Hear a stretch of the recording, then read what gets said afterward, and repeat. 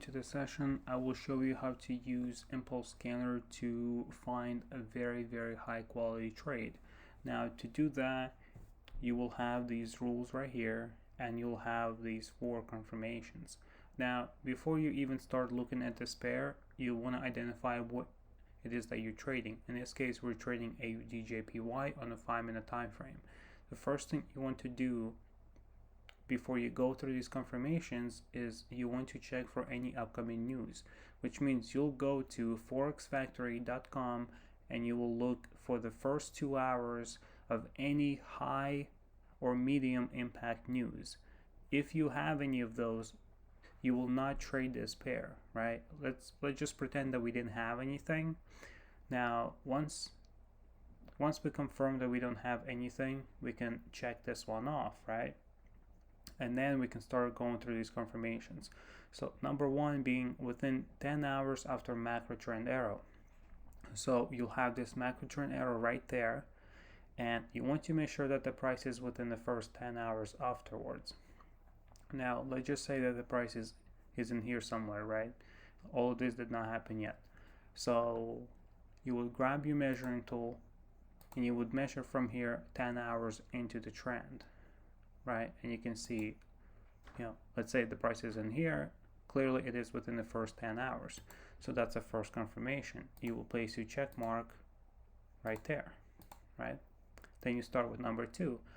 All time frames are aligned from 1 minute to 1 hour. On this side, you'll see these time frames. Let's just pretend that every time frame is aligned from 1 minute up to the 1 hour, which means every time frame will be the same color. In this case, this one have turned blue because it's based on the most recent data, and the most recent data indicates the pullback that has crossed in this line. So, but let's just say all these are red, right? Now, after you have confirmed that, you will place your check mark on 2. Going with number 3, wait for the pullback with at least 4 consecutive blue arrows, which means you want to see blue arrows at least of 4 of them, right? Now here you have 1 blue and then a red, so that basically equals out and it cancels out each other. Now here you have 1 and then there's a red, right? There is another 1 and then there's a red. Now in this case you have 1, 2, 3, 4, 5, so you need minimum at 4. If you have more than 4, it's perfectly fine. Once you have confirmed that you have 4 blue arrows, you will figure out your stop loss, which means you will start drawing a vertical line from here to here, from the top of this Bollinger Band to the bottom of this Bollinger Band, and you will look at the number and it will say 230, right? Then you will double this number and that will be your stop loss. So before we even get in a trade, you will preset your stop loss that this number will say 460, right? So you're gonna bring this up until it says 460.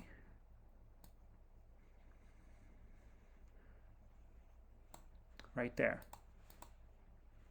Now this number will say 0.5 because this strategy is based on high win rate, which means the reason you have your stop loss is so big because you're not planning to hit your stop loss and you're only planning to get out after a couple pips in profit. So this is only 22.9 pips on the 5-minute time frame.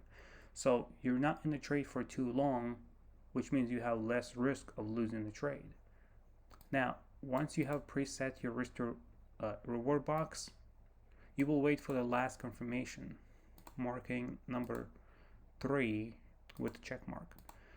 The last confirmation is enter sell position on the first red arrow. As soon as you get first red arrow after these blue, you will place your sell whenever the candle closes, something like this, and then you will wait until you hit your target.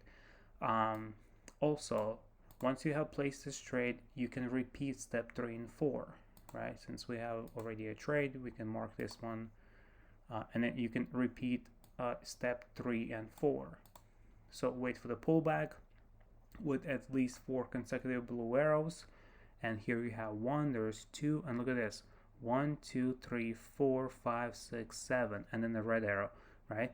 So all you have to do is, you don't have to measure this out again and then double it and like figure out where your stop loss is going to be. All that you have to do is just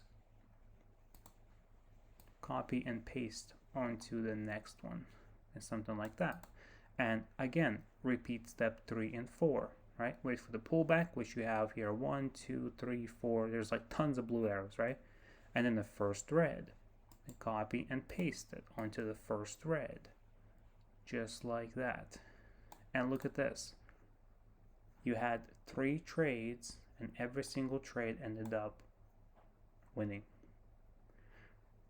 Now that is how you find and confirm very high quality trades. And in this case, all of your trades would have won. You would have been done for the day. You can journal these trades. You can come back tomorrow and repeat the process over and over and over.